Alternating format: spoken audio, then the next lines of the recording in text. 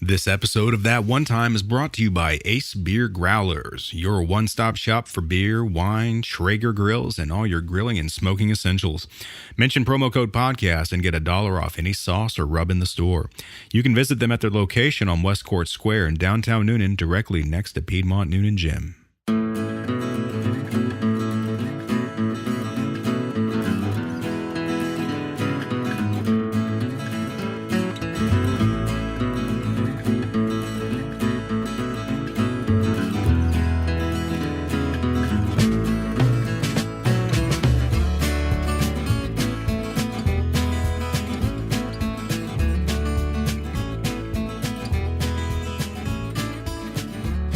All right, so here we are. It is the first podcast of That One Time. And I'm here with Toby Nix, who's going to be doing most of the talking, I hope. So I'm going to let him go ahead and describe basically what this whole thing's about. Because we got, 2-3 episodes in already. And then I'm like, well, people have no idea what we're even talking about or why we're doing it. So this is Toby's idea. So I'm going to let him kind of frame it and give you an idea of just what we're trying to do here. Well, I guess a couple of weeks ago, I've always kind of toyed with the idea, I guess, of a podcast or something like that. And then my son got me listening to a lot of them now. So, the more I listen to it, I said, man, it'd be kind of fun to try. And a couple of weeks ago, I was like, I think I want to do it. It's time to give one a try. And I thought for a while, like, I can't do it by myself, because, I'm just not going to, Sure. Nobody wants to, listen to me talk, ramble. But, so I was like, well, I got to have someone to do it with. And I thought for a couple of days, and, I thought of you. I mean, that'd be perfect, if only you were interested. So I sent you a message. I believe it was Saturday morning. Yeah. And I sent you a message like, hey, what would you say if someone approached you about wanting to do a podcast? And, you responded back that you had been wanting to do one for a while also. Yeah. So I had a condenser mic and a half working laptop. Yeah. Little did I know that you had, not only the professional experience of being a sound guy and everything else, but you also had all the equipment. But what I want to do in the same way when I write, for the newspaper or when I write books, anything, is I feel like the Southern voice is being lost in this country. I feel like it's the best place to live. It's the best. I'm not well traveled, so take it for what it's worth. But I love the South, and I feel like it's just everything you watch or read or anything else, like we're getting dumped on all the time, right, unfairly. I don't want anyone to listen to anything I see or read anything I write and move to the South because we're full. But I do want them to understand how wonderful it is. Yeah. So this is just another attempt of hopefully getting that Southern accent. It's high place of prestige where it should be. So. All right. So for people that have absolutely no idea who either of us are, you go ahead and kind of introduce yourself. Because I mean, I've known you for a while now, and to me, it's kind of interesting, your story, in terms of how not only you kind of came to write, but I mean how you got to where you are right now. Well, I grew up in Union City, which is south of Atlanta, and when my wife got pregnant, we didn't want to raise the kid in South Fulton County. We wanted a better school system, so we moved to Coweta, and it was the right decision. Obviously, so we've been down here close to in between 15 and 20 years now. We've actually just moved further out, so I work for I'm working law enforcement here, and I'm trying to think when I started writing. I had always kind of toyed with it. I enjoyed it. I know what it was. A friend of mine, she was a Facebook friend, and she told me one time, she said, have you ever considered writing? And I said, no, not really. And she said, you should consider writing. I said, well, write what? And she said, anything that's in your mind, So she would tell me that she'd be at parties with stuff, and she would read my Facebook post out loud at the party, and people would get a kick out of it, which is just me being stupid for the most part. But I mean, I guess, everybody's an accessible stupid. Right. Yeah. So it's so it's likable stupid or something, or, so I just started writing stuff down, and I went to a newspaper and I started writing out where in Heard County where I live, and I was writing out there for a little while, and then a lady that I just sent him as. What'd you do? I mean, did you just So ask the lady and say, "Can I write a column?" Yeah, kind of via email. Yeah. So I'm sitting at the table one day writing, and the newspaper is there. And it's like, the email was on the front page. And I was like, so I emailed her and I said, hey, I'm an aspiring writer. I'd be interested if or would you be interested in publishing my stuff? I don't want anything out of it other than just, exposure, because I want to write books, Yeah. So she emailed me back and said, well, send me some of your samples. But, she wasn't very optimistic up front. But I sent her some of my samples and she liked it. So I started writing there.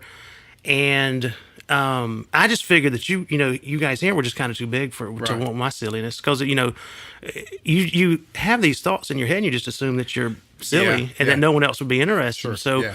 But a lady that I work with, I don't know if it was Jones, who used to be here, Walter. Oh, yeah, Walter. Yeah. So a lady that I work with, I think she contacted him and said, hey, we got this guy that works with us and he writes, would you be interested in some of his stuff? So he contacted me, and that was awesome. Oh, I didn't know that. Yeah, that's really cool. So that's how I came here. I never, I just figured I was too, didn't have the confidence, I guess. Heard? Yeah. Heard County? Yeah, I was like, big city, Newnan. Big city, Coweta. Yeah, they're not gonna. They're gonna The likes of me. Yeah. So, but I guess I just figured you guys, didn't have time for, for my musings. So that's how I came to write for you guys, and then I published my first book last year, which was just a year and a half's worth of columns. That was all from the paper. I did pretty good with that. Well, when you're first starting to write out, I mean, how did you kind of decide what you're going to write about? Because, I mean, luckily for me, I have you guys to help me figure out what I'm going to write about over at the sheriff's office. So, I mean, I don't have to come up with ideas. Y'all come up for me. So, but you've got to come up with things to write about on your own. So, when you're first starting out, what do you... It's tough. I spend most of the week with writer's block, you know, and I'll just hope that something happens during that week. And as I started writing with you, for you guys, or for both newspapers, I was also kind of new on patrol. Yeah. And so, I would go to my first time going to this call, so there are all these, like, these new feelings of adrenaline. So it was pretty easy back then. The hardest part about writing about work is trying to respect the scene, whoever's on. Like, I try to write specifically vague, where no one knows that I'm talking about that call, that they were, in some form of distress. We don't show up and everybody's in a good mood. You know what I'm saying? Like, there's typically an issue going on for us to be invited to the party. So, so I try to respect everyone involved, and I don't want to say anything that the agency doesn't want said. You know what I'm saying? So it's this line that I walk of. So it's hard to write about work for that reason, because you're trying to be specific to say this is exactly how I felt on this scene at this moment, while being vague. Yeah. And you know what I'm saying? Sure. So it's tough to write about work, but then I write about family a lot. That's it was easy at the beginning, but there's only so many ways you can say, "Hey, my kids are growing up fast." That that's all. That's all I write about. So I don't know how many other ways to tell that story. Well, so at the time, were you writing at all when you were over at night? Because, I mean, before you joined the sheriff's office, you were at what? Were you at Coweta 911? I worked there for about 5 years. Okay. And that's when I started writing this book that has yet to be published. And it was the lady, I should have said this before and I got off track. The lady who encouraged me to write up front gave me a book of a guy named David Sedaris. Yeah. And man, like, I was an instant fan. I grew up listening to reading Louis Grizzard, and I still read his stuff. Like, obviously the stories never change at this point, but every couple of years I'll reread his. For sure. But so David Sedaris was kind of in that same vein. He wrote about his life, and he within one page he may make you laugh and make you cry at the same. And so I hope that anybody who reads my stuff, I would love to be compared to those guys. You know what I'm saying? That's what I'm aiming for, whether or not I hit it. But so I would sit over there, and so at 911 is when I started writing. And what were you writing about then? It was just, things from my childhood that I thought, or, from my life. It wasn't all from my childhood, but just stuff that just stories. And it was all and actually the book that will be coming out soon will have some of those stories in it that has not been in a newspaper before, which I'm excited about that to have previously unread stuff. But it's just, it may go over like a lead balloon. Who knows? You know what I'm saying? Like you're putting yourself out there. Like you're doing you're doing it though. It's emotional, the stuff that I'm writing about. So I don't know.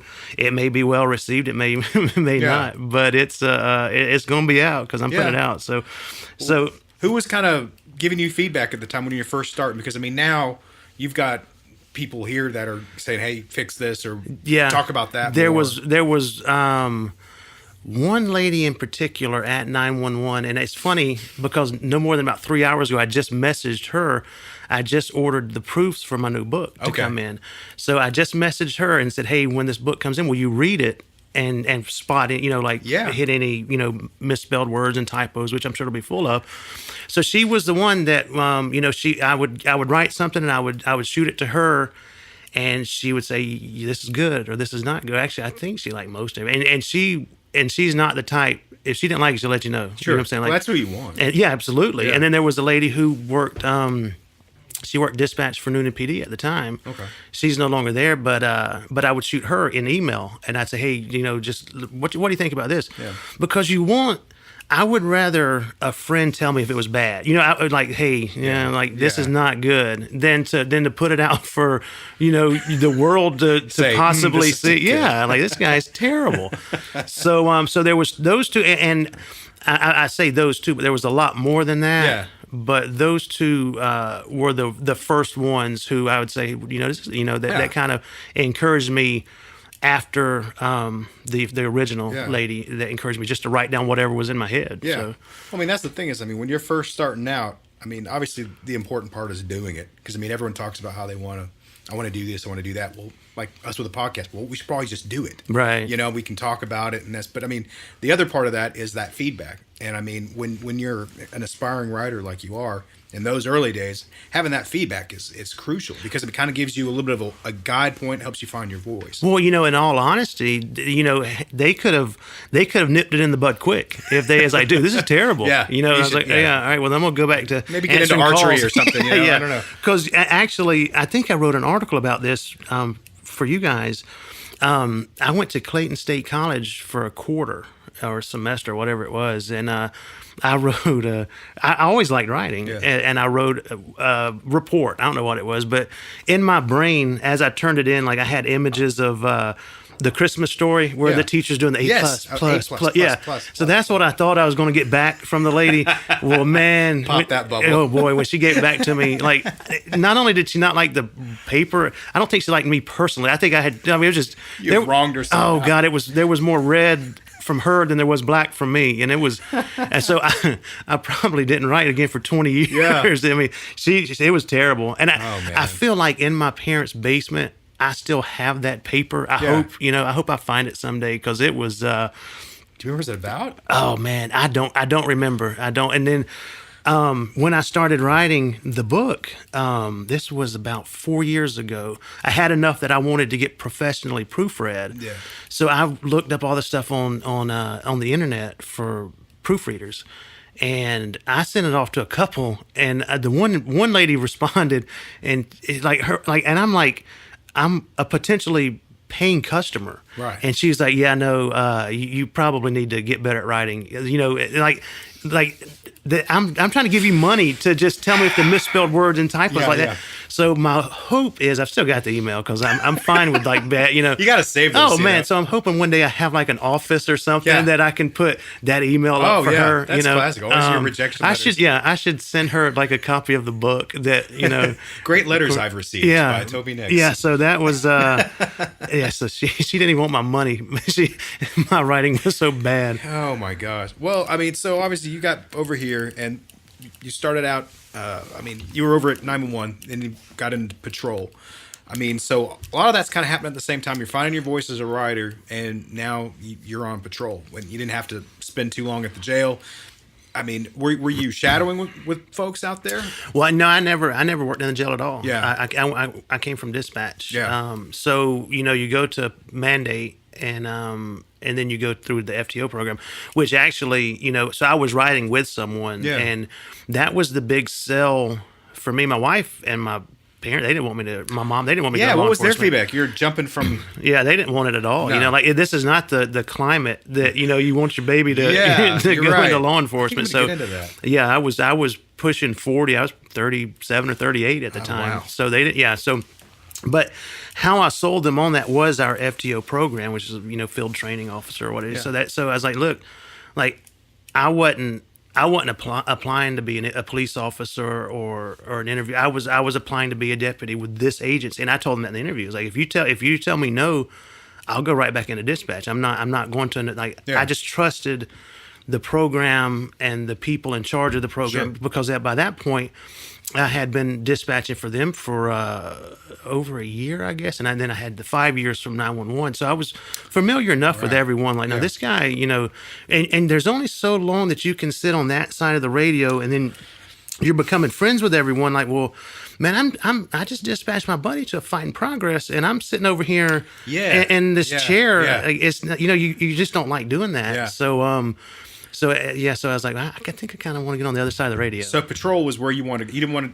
You were like maybe courts, maybe. Oh, no. I mean, you Yeah. wanted to be on the road. Yeah. Right on. Okay. Yeah. That was that was the adrenaline, Yeah. I guess. So but Yeah. Well, I mean, and your family, I guess, obviously, they just. Okay, we got your. I mean, they don't have. Much I of a think choice. she You feel. were Yeah, I locked think in. that she feels better about it now than she did how many ever years ago it was. I mean. I would not want anyone in my family to, like, if either of my kids wanted to do it, I would not want them to do it, because I can't imagine, saying goodbye to someone and they're going out for a 12-hour shift of the things that we anything. do. Yeah. So it's I couldn't do it. I would rather be the deputy than the deputy's wife. They have a harder job, or the deputy's spouse, or significant other, whatever. They have a harder job. I remember there was something happened, and I was unable to. I was supposed to be home at 7 p.m. and I didn't. And something hot happened, and I didn't even check my phone until like 9:30 or 10. Man. And man, so. Never do We that. have computers in our car, and I get back in my car, and I have a little message from dispatch saying, "Hey, call your wife." And I was like, "Oh man!"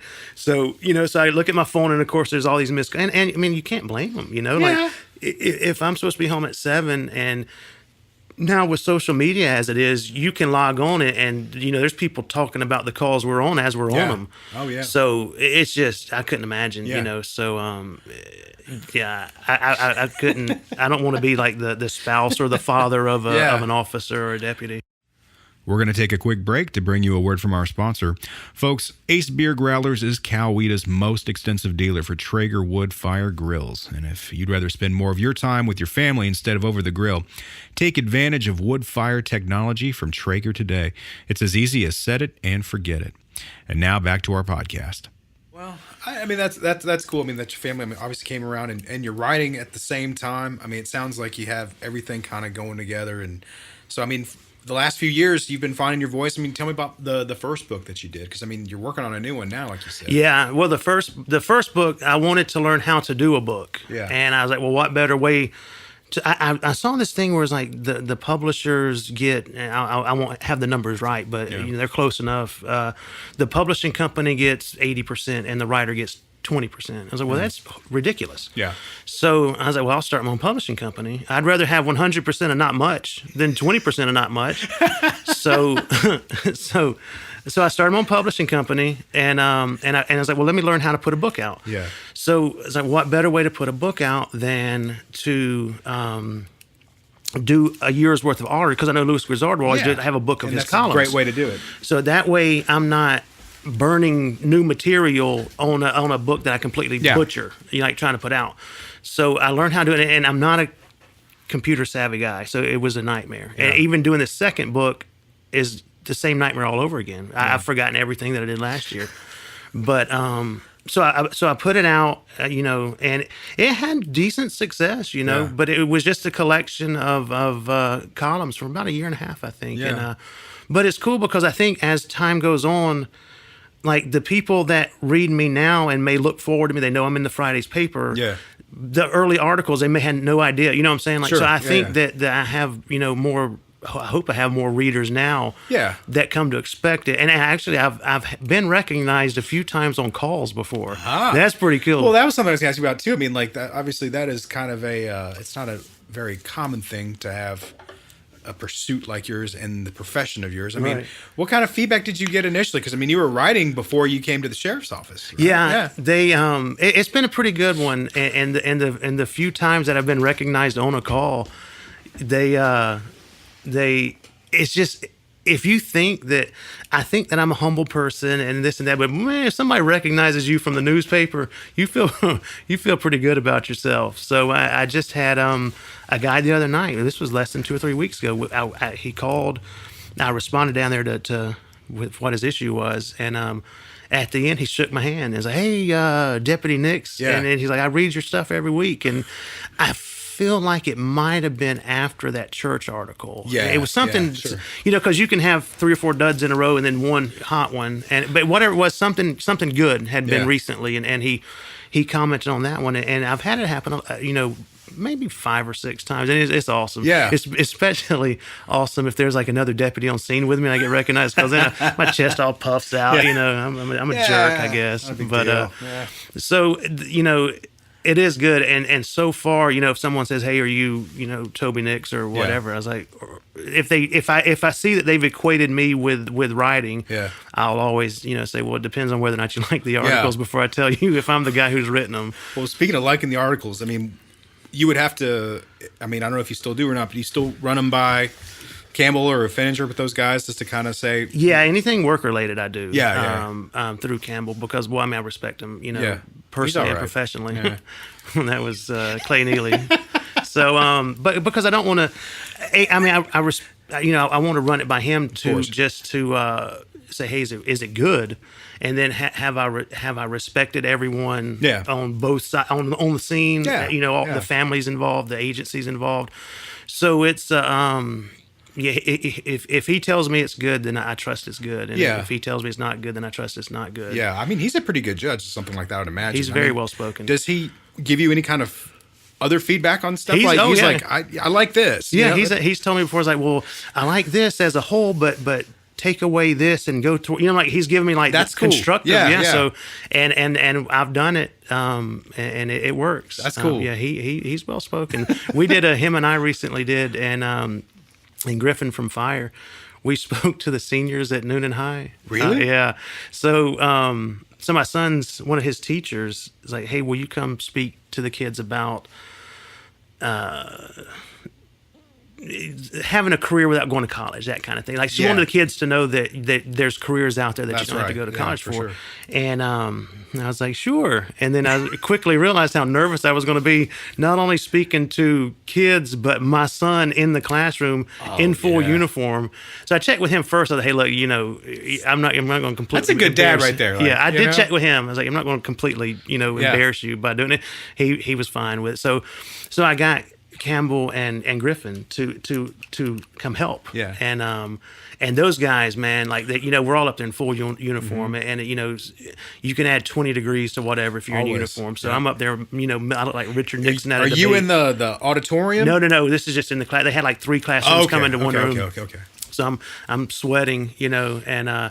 sweating my way through it. And but he, like I said, Campbell's very well spoken. Yeah. Like he, I did my quick little intro and stuttered and stammered like I'm doing right now, and I threw it over to him. And absolutely, and then So you as soon just as he run, started, man. as soon as he started, it went smooth. Yeah. And then I was able to kind of interact more Yeah. because, like, just having him Yeah. as kind of. So you had to start that whole thing off? Yeah. Oh, yeah. man. You had to So, warm up the room for well, Griffin and Campbell. I don't know how warm the room was, but that was my goal. So how do you think it went over? I mean, I'm sure. Oh, it was very good. Yeah. My son, I can't think the teacher had it once per week, every for the entire semester. I had someone come in. Okay.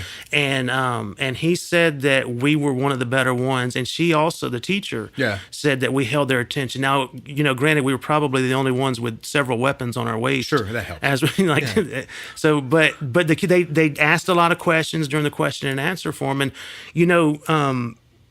I think it went very well, and I couldn't thank those guys. I could never done that by myself. It was another reminder of the brotherhood that I'm lucky enough to be in. I mean, like for them to, Griffin took a day off. I think came in full like class. I mean, he looked like he looked sharp as a tack.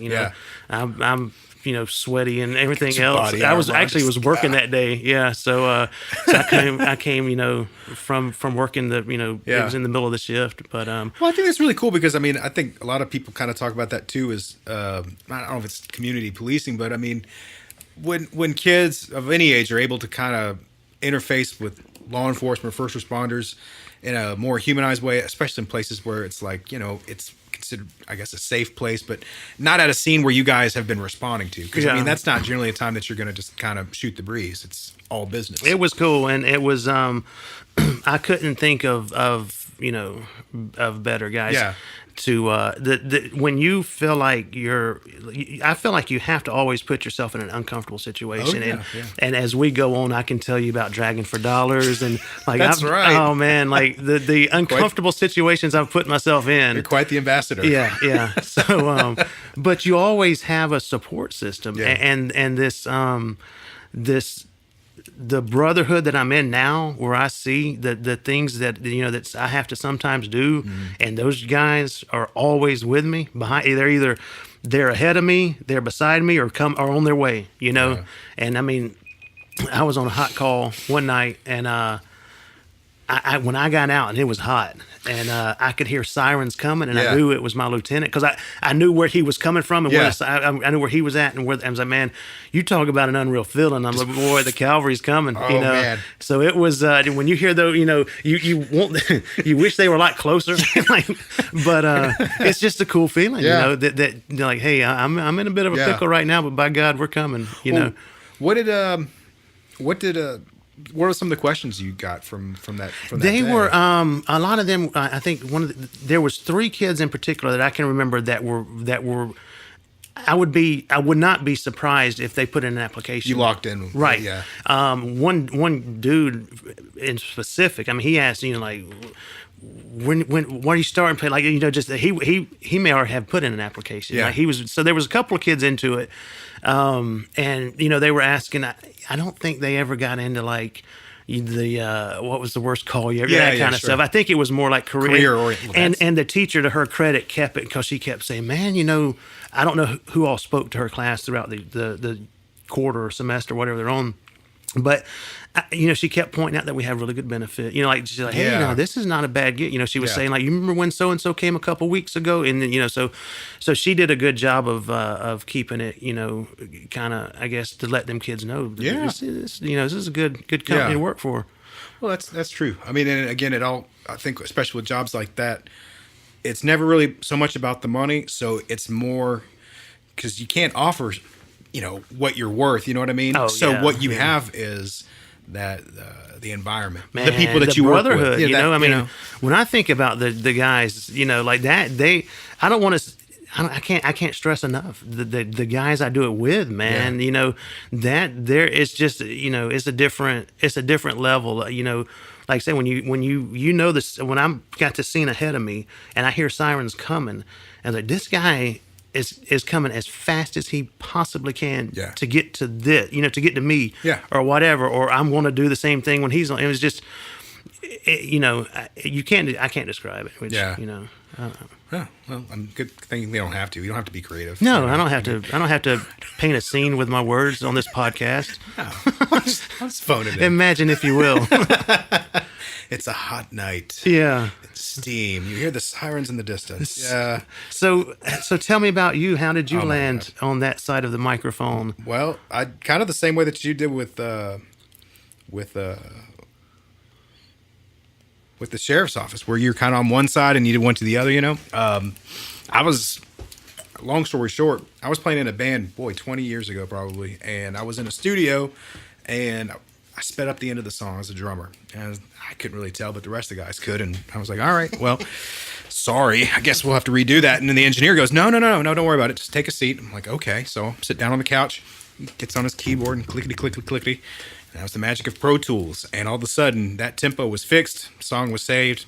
And I mean, long story short, I probably could have gone in there, maybe done it one more time at the same amount of time, but I think he had fun doing it, and I had fun watching him, and that was what sparked me to like get into that aspect of like engineering. So from there, I got married. We moved up to California for a minute, and then got out of there and moved back to Massachusetts, where my wife was living.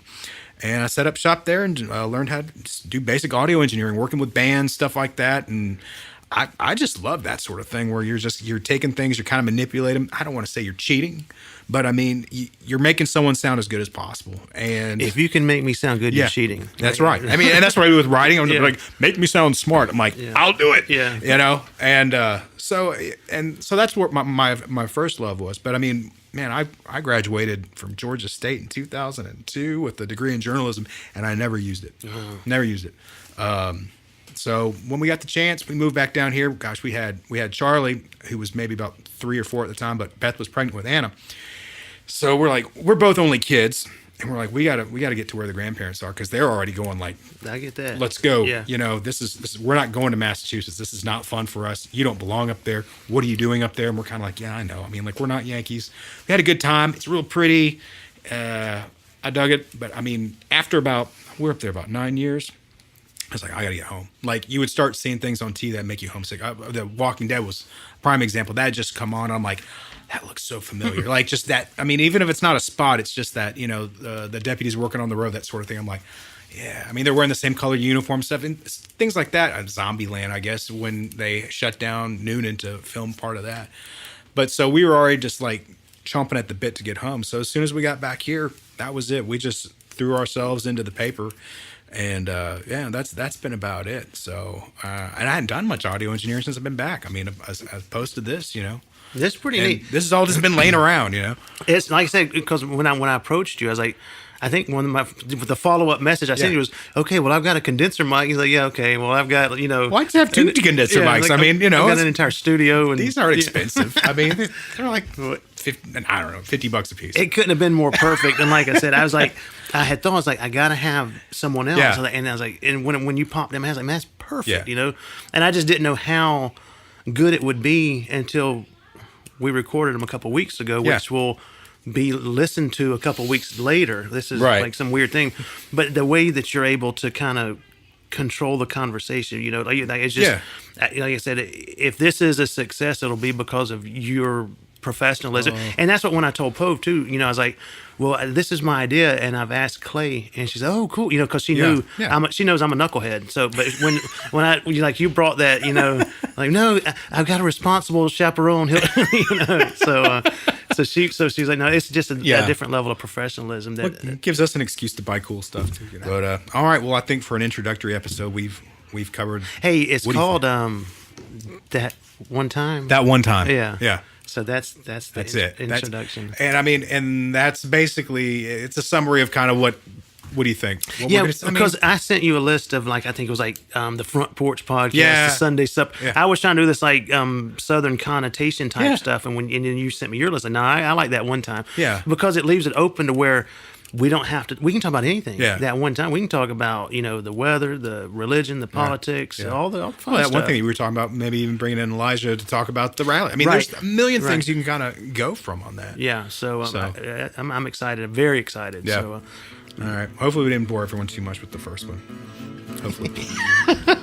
So, all right. Well, that was it for today. You'll be hearing another one from us in, I guess, about 2 weeks. You'll be hearing the ones that we recorded earlier before we realized that no one really knew who the heck we were, and we needed to do this episode. So thanks again for listening, and enjoy us if you're still here, and we will catch you soon. Bye now. Well, that's it for today, folks. If you like what you hear, be sure to subscribe to our podcast, and also be sure to visit our sponsor, Ace Beer Growlers, your source for rockwood, lump charcoal, cast iron skillets from Smithy Ironware, along with a variety of beers, wines, rubs, and cigars. Mention promo code podcast and get $1 off any sauce or rub in the store. Visit their location on West Court Square, right next to Piedmont Newnan Gym.